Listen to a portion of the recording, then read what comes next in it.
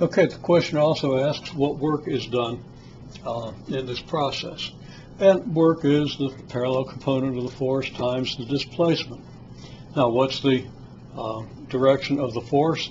Well, the force exerted by the floor pushes me upward as I move through an upward displacement.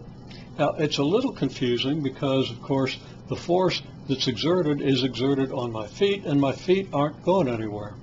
But the rest of my body is, and the rest of my body is, in a sense, transmitting that force to my whole mass. And that gets a little bit complicated, so we're not going to worry too much about it. We're just going to say that it's obvious that it's an upward force that accelerates me upward, and that my displacement is upward, so that the parallel force and the displacement are in the same direction.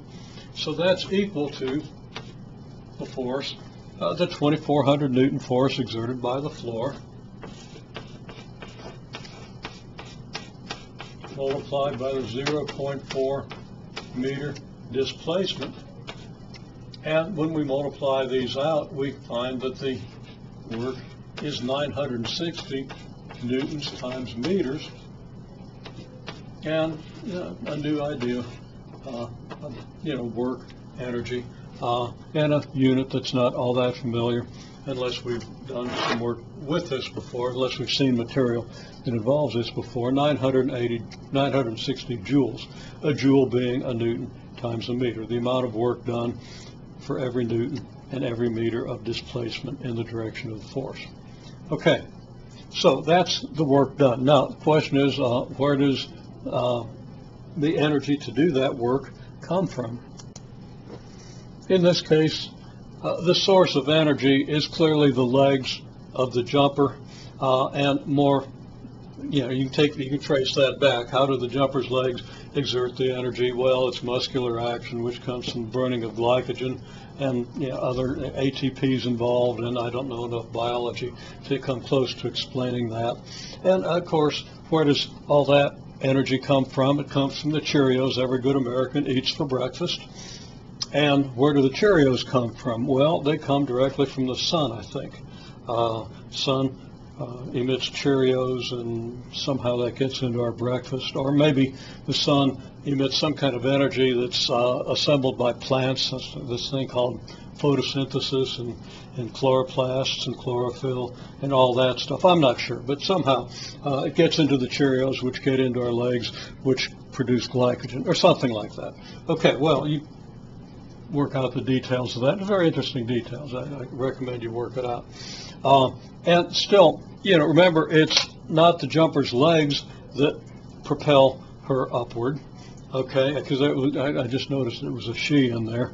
It wasn't me. But the work is done by her legs, but that work is done on the floor, which compresses and springs back. So, and by pushing down, the jumper puts some energy into the floor, which then pushes back and propels her upward. We won't get into all the details of that just now, although it's interesting to follow those pathways, which are probably just as subtle as the pathways from the sun to our glycogen or whatever it is. Okay, so that's what the source of energy is, though. And it ultimately goes back to energy that came from the sun. And the rest of it, obviously, I made a little facetious with this explanation, but that part is so. Energy from the sun to the plants to whatever goes into the plants, to the carbohydrates and so forth that are formed in the plants, to us if we eat the plants, to animals, and then to us if we eat the animals. Okay, one way or another, the source of energy does go back to the sun ultimately. The last question is what's the maximum height to which this person rises? Well, for the interval from leaving the floor to the maximum height, the initial velocity is 4 meters per second, the velocity that we have at the point where the jumper leaves the floor. And final velocity is 0. That's the velocity when she gets to maximum height. And the acceleration, she's up there. The only force acting on her is the gravitational force, which accelerates her downward at 9.8 meters per second squared. Now we can very quickly do a simple approximation. The change in velocity is going to be negative 4 meters per second. Acceleration is about negative 10 meters per second squared, so it's going to take about 4/10 of a second to come to rest.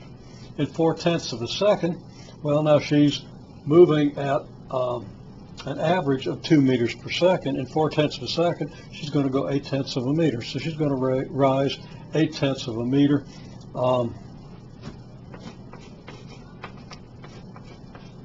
And that's very easy, and you should definitely work that out by reasoning, and then compare with the solution by equation. But we get delta S equals 0.8 meters, which is not a bad vertical jump. It's fairly typical vertical jump for somebody who's not a college level basketball player, but somebody who's in shape.